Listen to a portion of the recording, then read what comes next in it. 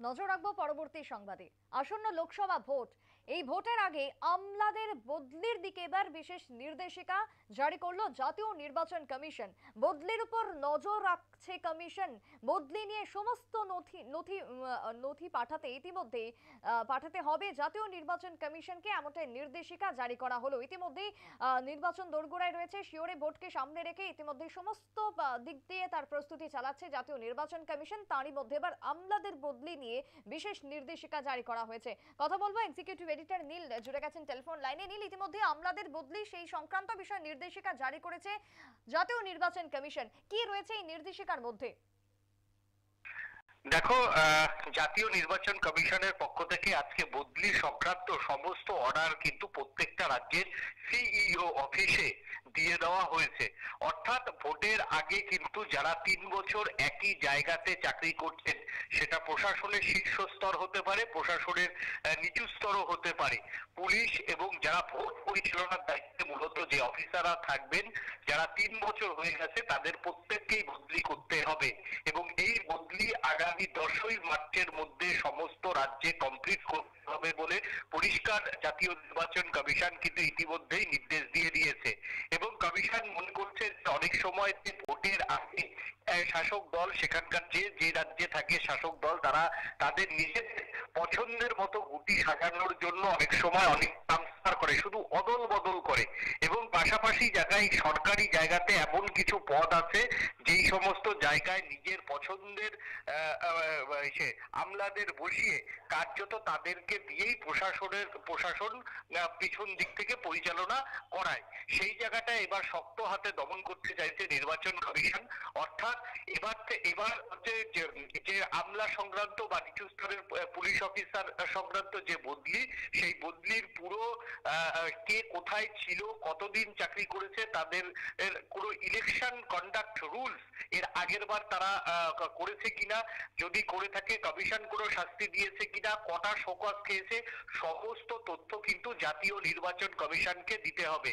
অর্থাৎ আমি ধরে নিতে পারি, যদি এই তর্কের খাতিরে ধরে নিই, আগরতলার কোনো একজন সরকারি অফিসার কাজ করছে, তাকে পাঠিয়ে দেওয়া হলো আম্বাসাতে। সেই আম্বাসাতে যখন তিনি যাবেন এবং তার যে ইলেকশন যে সার্ভিস বুক আছে সেটা পাঠাতে হবে। অর্থাৎ তিনি আগে কোনো ইলেকশন কমিশনের দ্বারা শাস্তি পেয়েছেন কিনা, ইলেকশন কমিশন আগের যে নির্বাচনগুলি সেই নির্বাচনগুলিতে তাকে শোকজ করেছিল কিনা, এবং পাশাপাশি তার বিরুদ্ধে বিরোধীদের কোনো স্পেসিফিক অভিযোগ ছিল কিনা, অভিযোগ থাকলে তার হিয়ারিং হয়েছে কিনা, সবটাই কিন্তু জাতীয় নির্বাচন কমিশনকে এবার পাঠাতে হবে।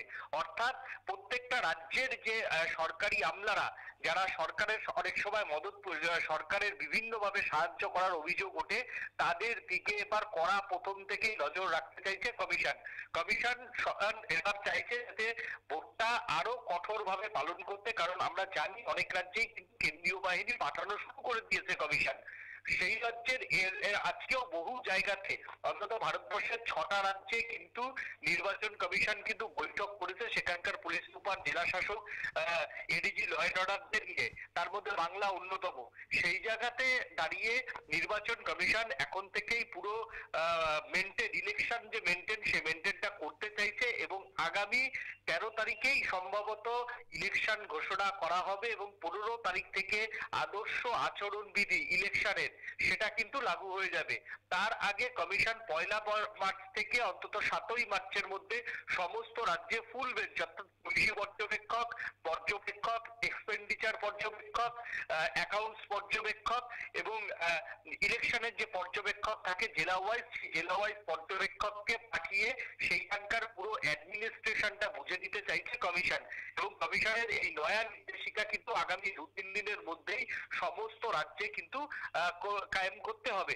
আমরা কয়েকদিন আগেই দেখেছি আগরতলা সহ বিভিন্ন আমাদের যে রাজ্য রয়েছে থানাগুলিতে কিন্তু ইতিমধ্যেই কয়েক দফাতে কিন্তু পুলিশ পোস্টিং হয়ে গিয়েছে। এবং যদি আরো না হয়ে থাকে সেটা কিন্তু আগামী 7ই মার্চের মধ্যে করে ফেলতে হবে রাজ্য সরকারকে ইলেকশন আইন অনুযায়ী। সুপ্রীতি, একেবারে অনেক ধন্যবাদ তোমায়।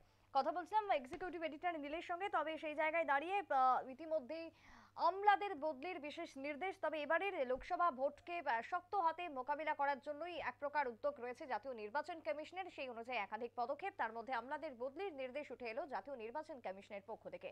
ছোট্ট একটা বিরতির পর ফিরছি, সঙ্গে থাকুন।